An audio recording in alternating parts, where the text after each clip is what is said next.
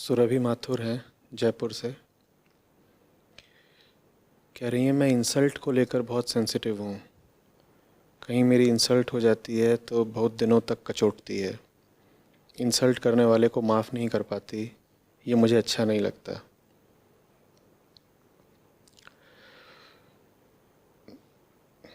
सुरभि, शायद तुम्हारी उम्मीद ये होगी कि मैं कहूँगा कि इंसल्ट, मान अपमान, ये सब क्या याद रखना, छोटी बातें हैं, इनसे आगे बढ़ो।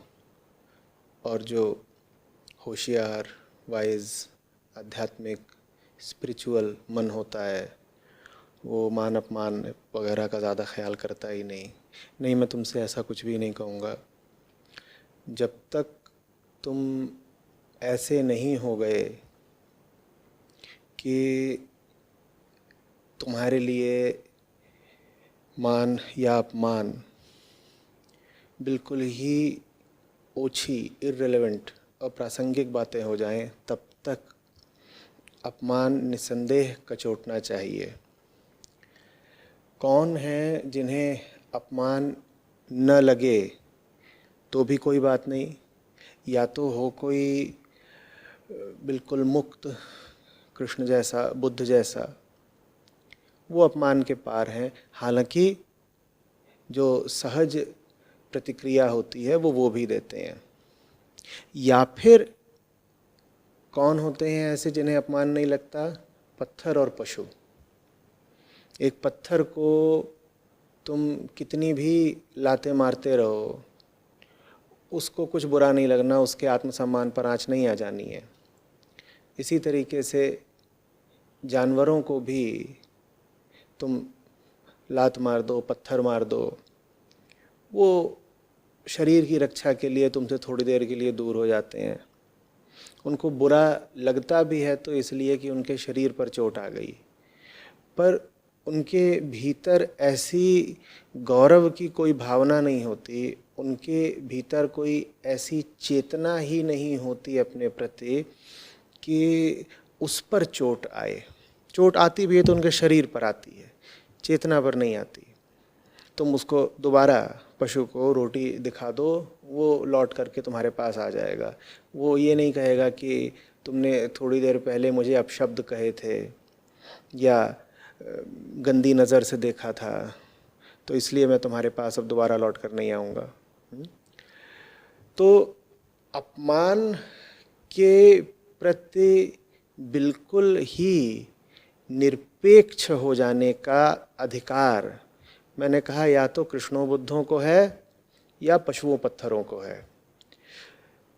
तुम्हारी स्थिति में जो लोग हों उन्हें तो अपमान का अनुभव करना चाहिए। क्यों अनुभव करना चाहिए? ध्यान से समझो। हमारी जो संभावना है वो बहुत बड़ी है। संभावना के तौर पे हम विराट हैं, अनंत हैं। तुम्हारी भाषा में कहूँ तो पोटेंशियली हम इनफाइनाइट हैं। तो जिसकी संभावना इतनी हो, अगर वो छोटा जीवन बिता रहा हो, तो ये बात उसे कचोटनी तो चाहिए ही ना।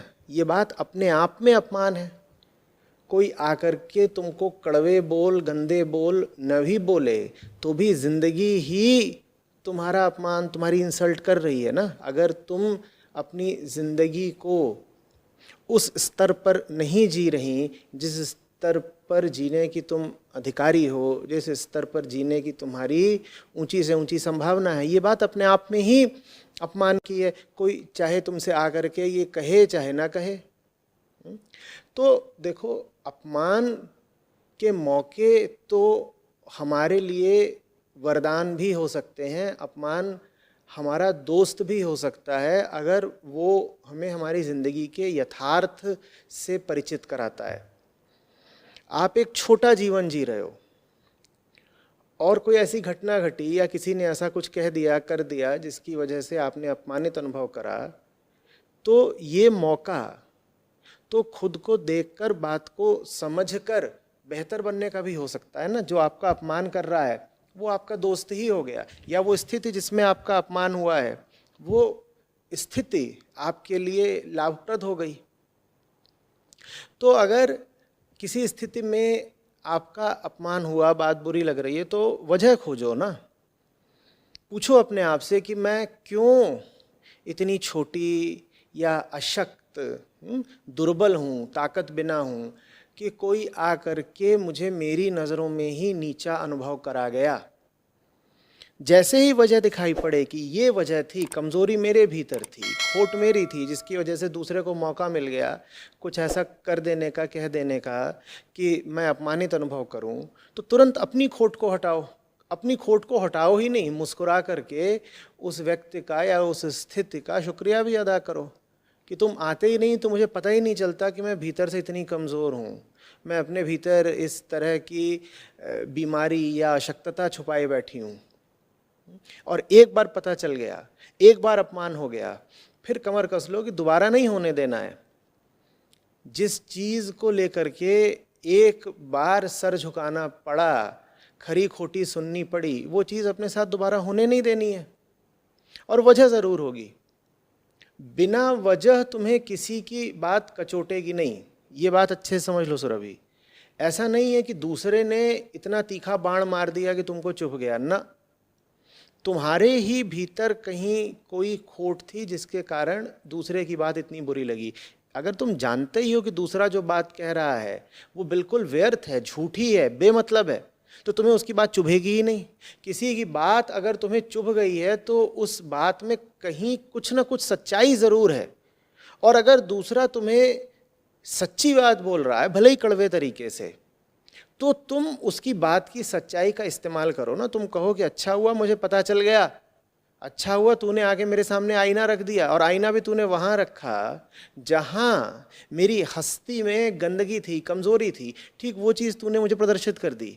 अब मैं उसको सुधारूंगी, अब मैं बेहतर होकर दिखाऊंगी। तो अपमान तुम्हारा दोस्त हो सकता है अगर तुम कारण तलाश लो। अगर तुम कहती हो कि कारण तो कोई है नहीं, मुझे तो बस यूं ही बुरा लग जाता है, जैसे तुमने अपने सवाल में लिखा है कि मैं बड़ी सेंसिटिव हूँ, नहीं ऐसा नहीं होता है। कारण अगर तुम्हें दिख नहीं रहा है तो कारण खोजो, कारण मिलेगा ज़रूर। बिना कारण के कोई अपमानित अनुभव नहीं करता। कोई ना कोई भीतर जगह होती है कमज़ोर, जहाँ बाहर वाला कोई चोट कर जाता है। बात समझ रही हो? हवाएं बहती हैं, एक पेड़ पर लगे हुए हैं न जाने कितने पत्ते, उसमें से कुछ पत्ते टूट करके उड़ जाते हैं। हवाओं को दोष दें क्या? बाकी पत्ते क्यों नहीं टूट गए? ज़रूर उन पत्तों में, शाखों में, डालों में, पेड़ों में कमज़ोरी होगी जो हवाओं के सामने टूट जाते हैं, गिर जाते हैं। हम उनकी बात क्यों ना करें? हवाओं को दोष देने से क्या होगा? हवाएं तो बाहर ही हैं, हमारा उन पर कोई बस नहीं। वो आज बह रही हैं, वो कल फिर बहेंगी, परसों फिर बहेंगी। हवाओं की शिकायत करने से क्या होगा? अपने आप को देखो ना, अपने आप को ऐसा बना लो कि हवा कैसी भी बहे, हम टूटेंगे नहीं। हम में ताकत है, हम में पीलापन, दुर्बलता नहीं आ गई। बात समझ में आ रही है? इसी तरीके से तुमने लिखा है कि मैं इंसल्ट करने वाले को माफ़ नहीं कर पाती, ये बात मुझे अच्छी नहीं लगती। तो जो तुम्हारा अपमान कर रहा हो उसके प्रति नज़रिया क्या रखना है, ज़रा गौर से समझना। जो तुम्हारा अपमान कर रहा हो उसको अपना दोस्त मानना। अगर उसने अपमान किया ही इसलिए है ताकि तुम जग जाओ, उठ बैठो, सचेत हो जाओ। ऐसे अपमान करने वाले को तो मुंह मांगा दाम दे करके अपने पास लेकर के आना। संतों ने कहा है ना, अगर तुमने पढ़ा हो दोहा, निंदक नियरे राखिए आंगन कुटी छबाए।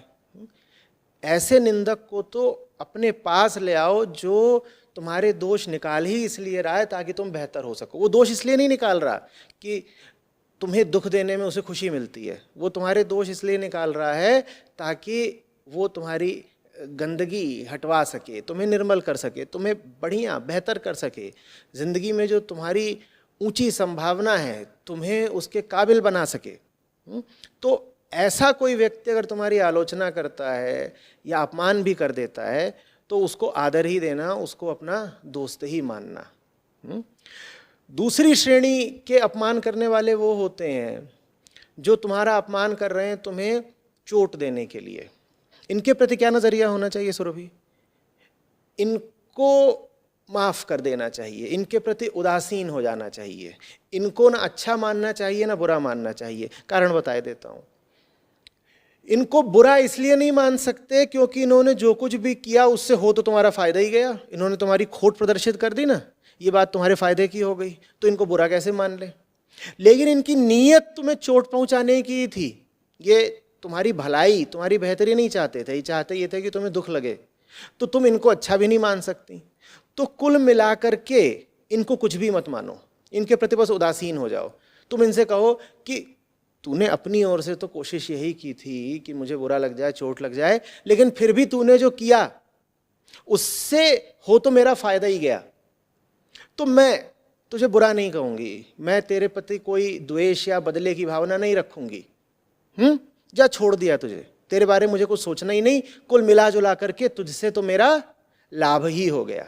तो पहली कोटि के लोग जो तुम्हारा अपमान कर रहे हैं, तुम्हें सच्चाई दिखाने के लिए ही मैंने कहा उनको मानो दोस्त। दूसरी तरह के लोग जो तुम्हारा अपमान कर रहे हैं तुम्हें नीचा दिखाने के लिए, मैंने कहा ना उनको दोस्त मानो ना उनको दुश्मन मानो, उनसे फायदा ले लो, सीख ले लो और आगे बढ़ जाओ। एक तीसरी कोटि के लोग भी होते हैं सुरभि, जिनसे बहुत बहुत सावधान रहना है। ये हैं दुश्मन तुम्हारे। कान खोल कर सुनो, ये कौन से लोग हैं? ये वो लोग हैं जो तुम्हारा अपमान तब भी नहीं करते जब तुम अपमान के लायक हो। ये तुम्हें झूठे सपनों में रखते हैं, ये तुम्हें हकीकत से कभी रूबरू होने नहीं देते। जहाँ पर तुमने बहुत ही कमज़ोर हरकत करी है, बल्कि कभी कभी तो घिनौना काम किया है, ये वहाँ पर भी तुम्हारे सामने तुम्हारी सच्चाई, तुम्हारा यथार्थ कभी लाकर नहीं रखते। ये आईना तुम्हें दिखाएंगे ही नहीं। क्यों नहीं दिखाएंगे ये आईना तुम्हें? क्योंकि अगर तुम इनसे खफा हो गई तो इनके स्वार्थों पर आंच आती है। इनसे बचकर रहना है। खेद की बात यह है कि यही वो लोग हैं जो हमें सबसे प्यारे होते हैं। कोई पूछता है आपसे कि आपका दोस्त कौन है, आप कहते हैं वो जो मेरे घटिया कामों में मेरे बगल में खड़ा है। नहीं नहीं नहीं, जो तुम्हारा हितैषी होगा, जो तुम्हारा वास्तविक दोस्त होगा, वो घटिया काम में तुम्हारे बगल में नहीं खड़ा होगा, वो तुम्हारा सबसे बड़ा निंदक, सबसे बड़ा आलोचक होगा। और जो तुम्हें अच्छा बोलता रहे, बढ़िया बोलता रहे, तुम्हें मान सम्मान ही देता रहे, तब भी जब तुम अधिकारी हो कि कोई तुम्हें साफ साफ कड़वी बात बोल दे, तुम्हारे सामने हकीकत उघाड़ कर रख दे, उसको तुम अपना दुश्मन मानना, ये मुश्किल पड़ेगा तुमको। बात समझ में आ रही है? और अगर ऐसों को तुमने अपना दुश्मन मानना शुरू कर दिया, और अगर जो तुम्हारा वास्तविक दोस्त है वैसों की तुमने संगत शुरू कर दी, उनके साथ रहना शुरू कर दिया, तो ये जो तुमने समस्या लिख करके भेजी है, ये समस्या तुरंत दूर हो जाएगी। उसके बाद मान को, सम्मान को, अपमान को देखने का तुम्हारा नजरिया बिल्कुल ही बदल जाएगा। तुम फिर ये नहीं देख रही होगी कि उसने मेरे साथ क्या कर दिया, फिर तुम्हारी नज़र बस ये होगी कि मेरे साथ जो कुछ भी हुआ है उसका इस्तेमाल करके मैं बेहतर कैसे हो जाऊं। अब तुम्हारी नज़र दूसरे पर नहीं है, अब तुम्हारी नज़र अपनी बेहतरी, अपनी तरक्की पर है। और जिसकी नज़र लगातार अपनी बेहतरी पर होने लग गई, वो ज़िंदगी में बहुत आगे जाता है। तो बस यही मेरा संदेश है।